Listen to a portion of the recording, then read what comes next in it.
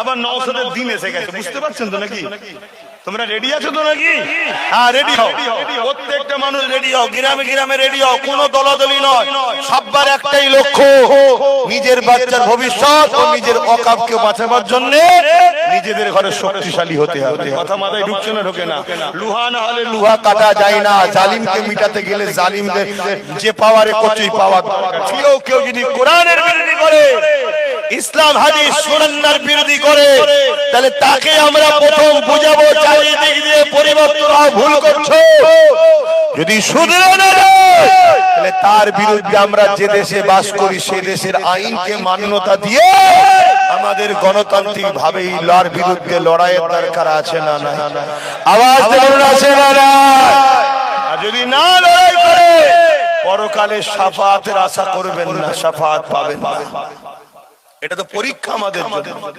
সাহাবাদের পরীক্ষা নিয়েছে ফেরাও, কি বলে আবু জেল উতবা সাইবাকে দিয়ে, আমাদেরকে আল্লাহ পরীক্ষা নিচ্ছে দিদি মুদিকে দিয়ে।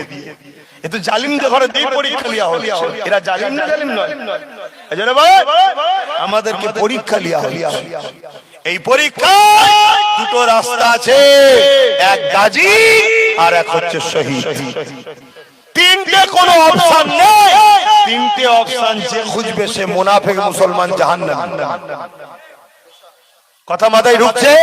আমি ওপেন কথা বলি অনেকে আবার বলেনি জান্নাত জাহান্নামের টেন্ডার নিয়ে বসে আছে। আরে আল্লাহর কোরআন তো বলছে, ঘুরিয়ে পিছিয়ে কথা বলাবার সময় আছে? আমি হোমিওপ্যাথি ডাক্তার নাকি রোগী ধরে রাখবো? ডাইরেক্ট কথা বলছি।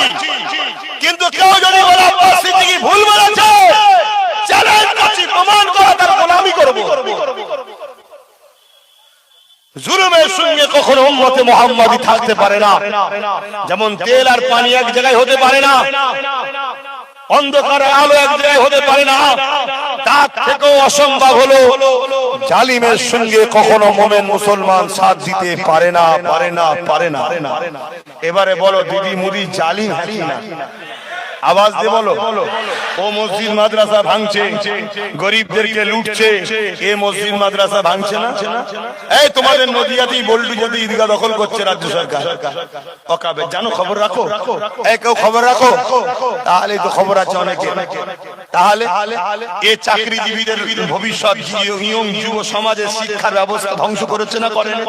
25,000 শিক্ষা প্রতিষ্ঠান শেষ করেছে না করেন? এটা কি জুলুম নয়? রাসূল বলছেন জুলুম এত মারাত্মক জিনিস কোন মুসলমান জানার পরও মন দিয়ে শুনবেন। আমার বাপগুলো বিশেষ করে শোনে, কোন মুসলমান, আমার মায়েরাও শোনে, 1000-1200 তো এই জাহান্নামে যেন চলে যাও। শোনো মা, বোন শোনে, আপনাদের ছেলে হয়ে মায়েদেরকে বলছি, ভাই হয়ে বোনকে বলছি, মুরগি তো পোষে, চাল খাওয়া কি জন্যে? ডিম নেবেন, ডিম, আন্ডা। ডিমটা হলো ভোট। ডিমটা কি? ভোট। আপনাকেও কেউ পুষছে, 1000-1200 দিয়ে ভোট নিচ্ছে। আবার ওই মুরগি কি করে? কুটুম এলে জবাই করে খাওয়ান। আপনাদের ঘরে সময় হলে জবাই করে খুশি করবে অনেককে। শুনছেন তো নাকি?